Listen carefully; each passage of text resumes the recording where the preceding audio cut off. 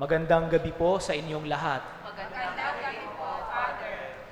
Alam niyo po, simula nung ako ay nagpari, hindi ko na-enjoy ang December.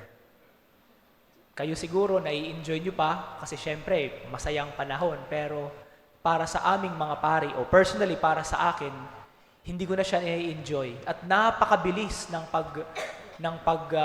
pagdating at pagkatapos ng buwan ng Disyembre. Ito ay dahil sa napakarami naming schedule. Kung aakyat kayo sa taas, sa third floor, makikita nyo dun sa whiteboard namin, sunod-sunod na mga schedule sa mga simbang gabi. Tinitingnan pa lang namin, napapagod na kami. Before, nung nandun kami sa probinsya, sa aking parokya, doon kasi sa probinsya, hindi lang lahat ng schedule nasa simbahan. May mga schedule sa mga malalapit na barangay. Kailangan pa mag-travel from one barangay to another para magmisa ng Misa de Gallo at ng Simbang Gabi. Kaya doon, literal talaga siya na nakakapagod. Pero alam nyo, sa loob ng 12 taon, dahil napakabilis ng mga schedules at mga pangyayari sa buong buwan ng Disyembre, natutunan ko ang isang sikreto. Papaano kahit man lang sa isa or usually 2-3 araw, nanamnamin ang karanasan ng simbang gabi. Ano ang ginagawa ko? Usually, sa kalagitnaan ng mga simbang gabi, kapag pagod na, kapag puyat na, sometimes dumadating sa punto na iniisip ko, kalagitnaan na ng simbang gabi, matatapos na. Pero hindi ko naramdaman na nagsisimbang gabi. Anong ginagawa ko? I would devote usually 15-20 minutes para tumahimik lang sa loob ng aking kwarto at isipin lang ang mga pangyayari sa nakaraang mga araw. Binabalikan ko simula nung unang araw ng simbang gabi, ano ang ginawa, ano ang pakain ng ermana, anong mga ganon. Para magbalik sa akin yung karanasan. And then I look forward sa susunod na mga araw. At sa katapusan nito ng 20 minutes na ito, nagpapasalamat sa Diyos. Nagpapasalamat sa Diyos. Dahil sa loob ng 12 taon ng aking pagkapari, tuwing December, tuwing 25 at January 1, hindi ko nararamdaman ang araw na yon. Or 31 at 24. Tulog lagi ako. Tulog ako. Sa Ebanghelyong binasa ngayon, narinig natin ang ating Panginoong Jesus. At maraming mga tao ang nami-misinterpret, I would put it in quotation, yung sinasabi sa Ebanghelyo. Dahil ang sabi ni Jesus, lumapit kayo sa akin, kayong lahat na napapagal at nabibigatan ng inyong pasanin.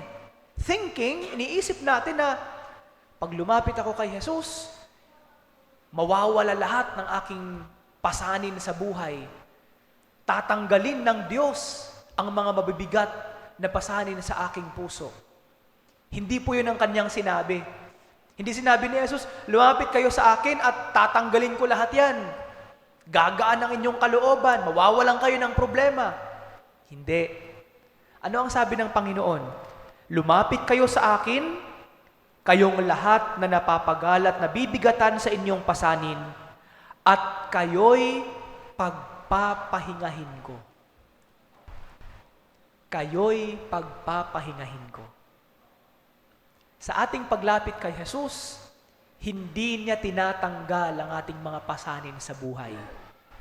Pero ang ginagawa ni Jesus sa ating pagpasan sa mga mabibigat na pasanin at problemang ito sa ating buhay, nagiging magaan kapag kasama natin siya. Nakakapagpahinga tayo. Sa maraming beses dito sa ating parokya sa Peñafrancia, ilang tao na ang nakapagsabi sa akin, nakakalungkot lang dahil ngayong December, ngayong simbang gabi, wala tayong gagawin exposition ng Blessed Sacrament. Pero sa ordinary days natin, maraming mga tao ang nagsasabi, Father, sa maikling panahon na inilalabas ang banal na sakramento at inilalagay sa ibabaw ng mesa, sa loob ng 10 minutes, 15 minutes na iyon, nakakagaan ng kalooban. Ang pagharap lamang sa Diyos, wala kang sasabihin. Haharap ka lang sa banal na sakramento. Wala kang ibang iisipin kundi ang Diyos. Nakakagaan ng kalooban. Nakakagaan ng kalooban. Kaya siguro, akmang-akma ang Ebanghelyo ngayon sa papalapit na kapiyastahan ng kapanganakan o pagsilang ng ating Panginoong Hesus. Sa napakarami nating mga schedules at activities na gagawin, sa Pasko, sa bagong taon, nakakapagod, totoo. Pero sana po, sa gitna ng mga kapaguran na ito, sa gitna ng puyat na ating mararanasan, magkaroon tayo ng 1, 2, 3 araw na ating babalikan ang ating mga karanasan. Sana sa loob ng simbang gabi, hindi lamang ito lilipas, na hindi man lamang natin nararamdaman at ninanamnam ang saya, ang espiritu ng Pasko, ang dami ng tao, ang mga pagbasa. Sana po sa bawat araw na puyat tayo at pagod tayo sa simbang gabi, magkaroon tayo ng, siguro matagal na ang 5 minutes, natatahimik tayo sa loob ng ating pamamahay, sa loob ng ating kwarto. Babalikan ang ating mga karanasan at magpapasalamat sa Diyos. Magpapasalamat sa Diyos. Sana ang pagtahimik nating ito, isang paraan ng ating paglapit kay Jesus. Nakakapagod man, marami man tayong mga iniisip na na walang kasiguraduhan sa paparating na bagong taon. Pero sana sa ating paglapit kay Jesus, hindi lamang sana gumaan ang ating kalooban, kundi magkaroon tayo ng assurance na kapag kasama si Jesus, gagaan ang ating mga pasanin.